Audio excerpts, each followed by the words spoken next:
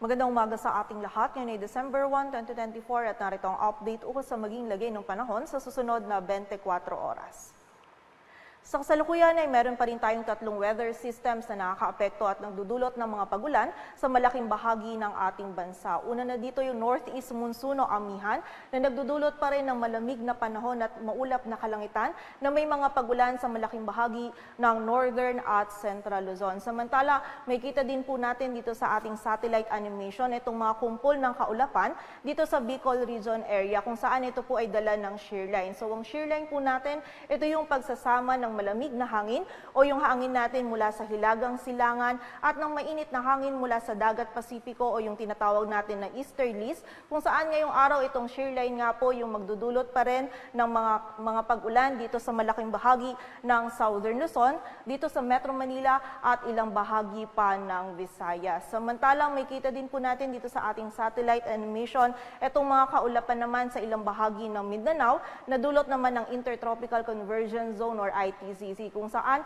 ngayong araw po yung ITCZ magdudulot pa rin ng mga kalat-kalat na pag-ulan, pagkilat at pagkulog dito sa may southern at western sections ng Mindanao, maging sa bahagi din ng Palawan. So pag-iingat po para sa ating mga kababayan sa banta ng mga pagbaha at pagguho ng lupa. Samantala, wala po tayong minomonitor or namamataan pa na low pressure area or bagyo na maaring pumasok sa loob ng ating area of responsibility at makaapekto sa ating bansa.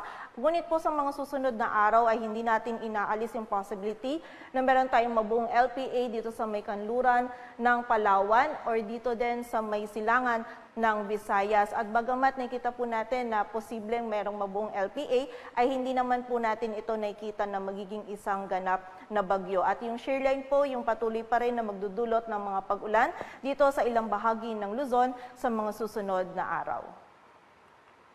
At dulot nga po ng shear line ay meron tayong mga heavy to intense na mga pagulan pa rin na mararanasan sa Quezon, Camarines Norte, Camarines Sur, Catanduanes, Albay at Sorsogon. Samantalang moderate to heavy naman yung mga pagulan sa Batangas, Laguna, Marinduque, Romblon, Oriental Mindoro, sa bahagi din ng Aklan, Masbate, Northern Samar, Biliran, Samar at Eastern Samar. So pag-iingat po para sa ating mga kababayan dyan sa mataas na banta ng mga pagbaha at pagguho ng lupa. Samantala, bukas naman po meron pa rin tayong mararanasan ng mga moderate to heavy na mga pag-ulan na dulot pa rin ng shear line sa bahagi ng Quezon, Camarines Norte, Camarines Sur at sa area din ng Catanduanes. At para nga po sa magiging lagay ng panahon ngayong araw ng linggo, malamig na panahon, maulap na kalangitan na may mga kasamang pagulan pa rin yung mararanasan dito sa Cagayan Valley, Cordillera Administrative Region, maging sa bahagi din ng Aurora, dulot po yan ng amihan. Samantalang makulimlim na panahon at mga pagulan pa din yung mararanasan naman dito sa Metro Manila, Bicol Region, sa area ng Oriental Mindoro, Marinduque at ng Romblon, maging sa bahagi din ng Bulacan at Calabarzon. So yung mga pagulan po na ito muli po ay posibleng maging moderate to heavy at kung minsan ay mga intense na mga pagulan na magdudulot po ng mga pagbaha at pagguho ng lupa. So pag-iingat po para sa ating mga kababayan, lalong-lalo na yung mga nakatira sa mga low-lying areas, sa malapit po sa Sapa, sa ilog at sa mga bulubunduking lugar, and also pati po sa mga kababayan natin na noong mga nakaraang araw pa nakakaranas ng mga pag-ulan. Samantala sa nalalabing bahagi naman po ng Luzon ay meron tayong mararanasan lamang ng mga isolated na mga mahinang pag-ulan or pag-ambon na dulot ng amihan. Agwat ang temperatura sa Metro Manila ay mula 23 to 30 degrees Celsius.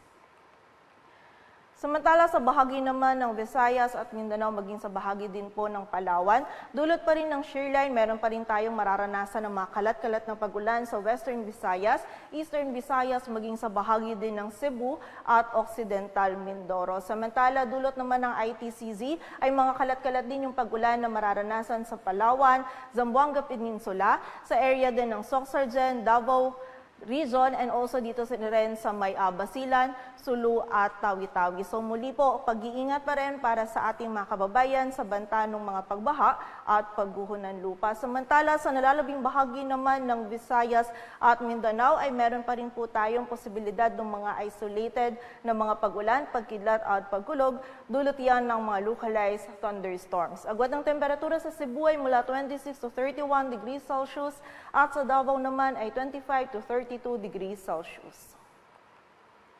At dulot po ng amihan, meron pa rin tayong nakataas na gale warning sa mga dagat baybayin ng Isabela, Northern Aurora, northern at eastern coast ng Polillo Islands, maging sa northern and eastern coast ng Catanduanes, kung saan hindi pa rin po natin pinapayagang pumalaot yung mga kababayan nating mga isda, pati na rin yung may mga maliliit na sasakyang pandagat.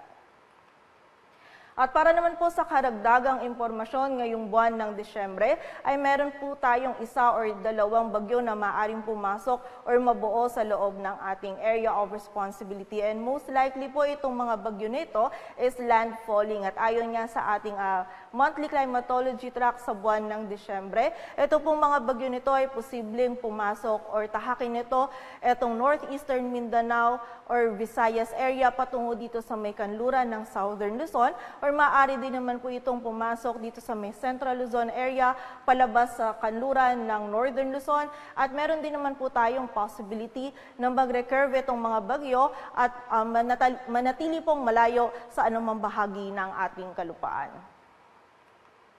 Dito sa Metro Manila, ang araw ay sisikat mamayang 6:05 ng umaga at lulubog mamayang 5:25 ng hapon.